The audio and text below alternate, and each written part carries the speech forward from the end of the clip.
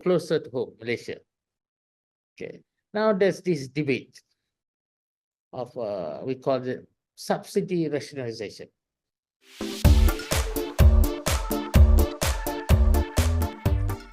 Okay. The gist of the discussion is this. The government say, let's recalibrate the subsidy policy to give subsidy to the group that really needs it, and let's cut subsidy that's now going to the T20 or inadvertently going to the T20. Like I think about a decade ago, we started with RON 97. We floated the government then floated the price. There's diesel. The current prime minister is talking about diesel recalibration price subsidy. Nobody talks about RON 95. The bulk of it, the bulk of the usage is in RON 95. So it's now diesel. My take on this is I do not understand why we are very obsessed about subsidy rationalization. Why nobody is obsessed about ensuring higher economic growth. 4-5% is not high, it should be 6-7%. If countries like Vietnam, countries like Philippines, India can achieve Indonesia of a growth of above 5%, why can't we? My take is higher growth, bigger economy, and bigger cake for all. Talking about subsidy rationalization without talking about the need for a more higher growth, I think will not solve the problem in the long term. Sure, it may in some way give government more money to spend on other things, but if the economy is humming very well, everybody is feeling that they have a stake in it, I think the government will not be discussing about subsidy so much. So what do you take on this? One of the objective for the subsidy rationalization is to help the needy, the needy, B40, the M40. B40. So is B40 a growing concern for Malaysia? I think my take on it, it become politicized. You see, if you can remember when the times were good, I do not know, it's in the late 80s, 90s, before the 97 ASEAN financial crisis. Growth was then about 8, 9, 10% per annum. So there were foreign investment were coming in manufacturing.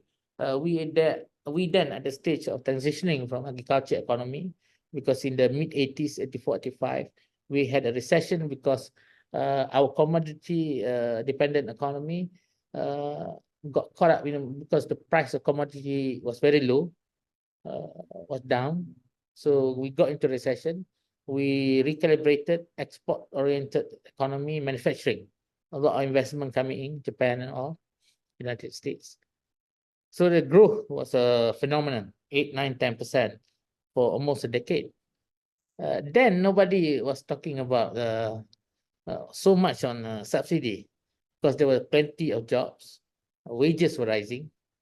But after 97, 98, and period of prolonged low growth not at the optimum level, not roaring like in the 90s.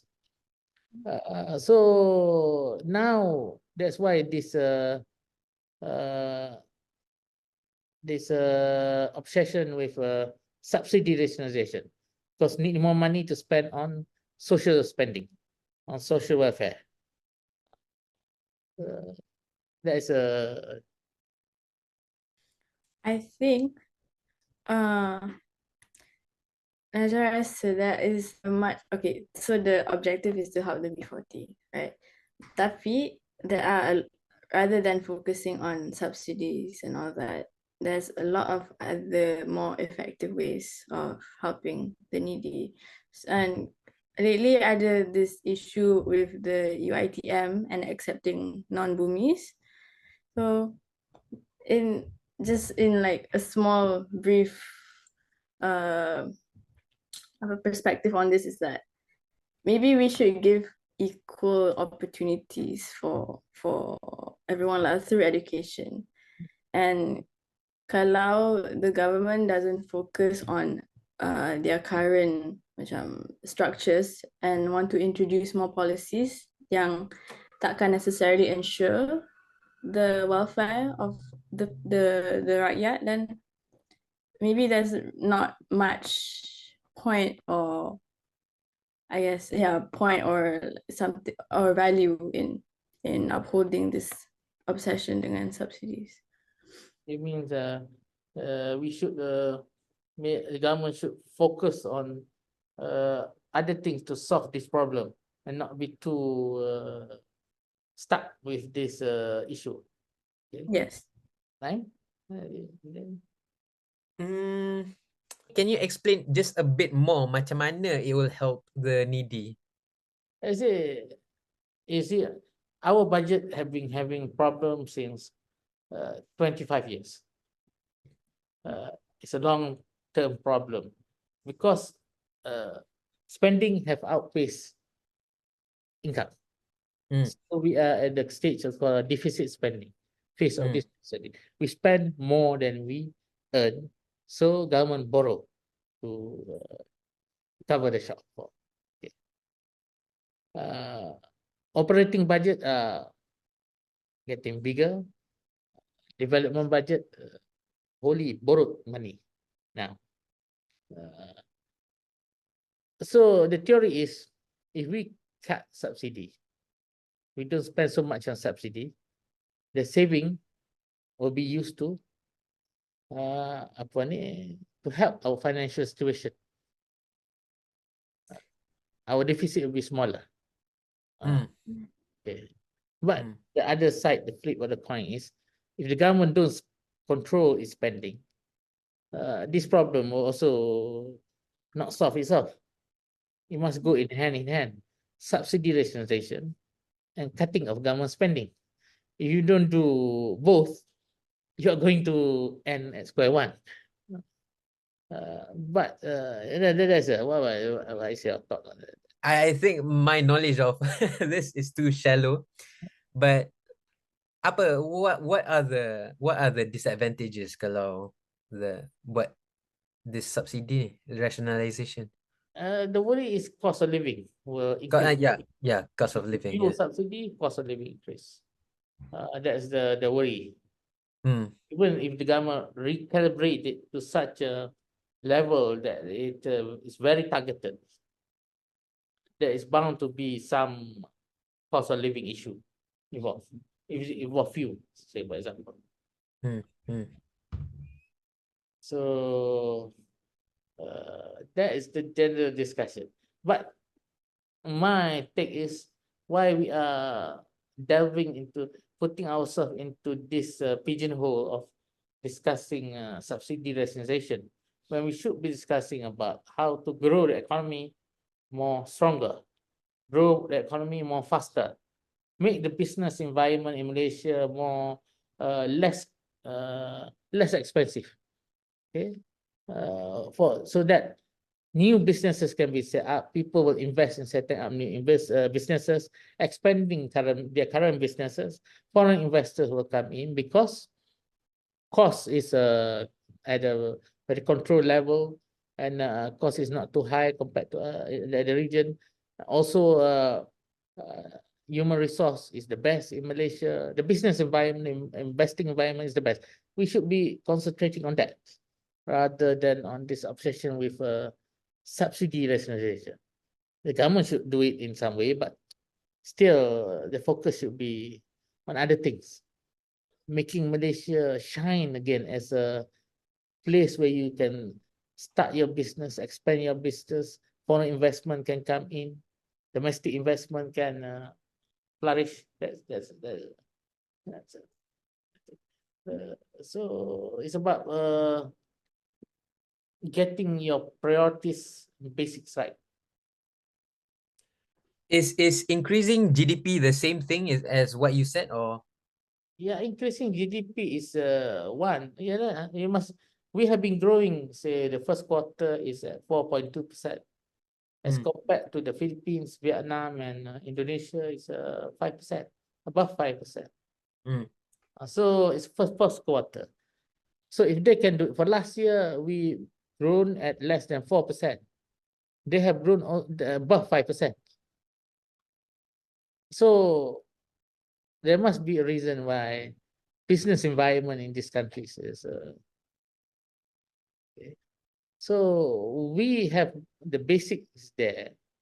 We should use it to go to the next stage, to get out of this middle income trap we've been in for the past more than a quarter century already, 25 years already. can you repeat again what you said that we should be prioritizing over? Growth, economic Growth. growth. Yes. Making sure that Malaysia is a heaven for in foreign investment, domestic investment, where people can make simply to make more money. Mm. If people make And more how money, huh? can the both of two Uh, can the both of those apa? go How together. does subsidy rationalization affect Uh, growth? when you Does it obsess affect in any way? when you obsess about subsidization, you are not talking about growth. Who talks about growth right now? When 4.2% is high, there must be Mm. something wrong somewhere. Mm, mm, Eh, why can our neighbors get higher growth? Why can't we? We, with all our advantages, should be a more attractive place to invest, to build businesses, to create businesses, to expand. Businessmen should be make more money, so government can tax, get more revenue. That should be the spirit, rather than feeling very satisfied with our level of growth and not having incentive enough to go ahead. Macam just nak tanya, Uh, is this a recent macam thing that has been introduced ke dah lama dah? which one? This apa subsidy rationalization. I think it's been talked about for a decade already. Okay. For So if it's Yeah. if it's been talked about for a decade, Yeah. and if we have seen evidence and data of it not Yeah. apa working or doing as much as we wanted it to, why is the government still focused on this? Is there any I think for policy wonks and consultants, very sexy subject. You can talk to death on this subject. But the issue is not this. The issue is all countries, every country have elements of subsidy, even advanced developed countries. United States, agriculture subsidies is very big. So more on the, I think we should, the focus, the top should be like in the 90s, it's about growth. So make Malaysia more vibrant economically in that sense. Then I think we can solve most issues that is happening today, because everybody isn't feeling that they have a stake in the cake, and they are feeling that the cake is not growing, or is not growing for them. So that's a dangerous place to be. That there's tomorrow is no longer should be offer an opportunity, a hope that's better than today and yesterday. When that happen, you have a national malaise. National malaise, in a sense, the spirit, the morale of the people is not at the right place. Then everything will crumble. Race relation, trust between people and government will start to fray. Because the cake use, even if the cake is still growing moderately, or relatively small, but you think it's not growing, it's not happening for you. You are not seeing the Malaysian dream. Yeah. So that's a very dangerous place to be for a nation and for people. So we conclude our second topic.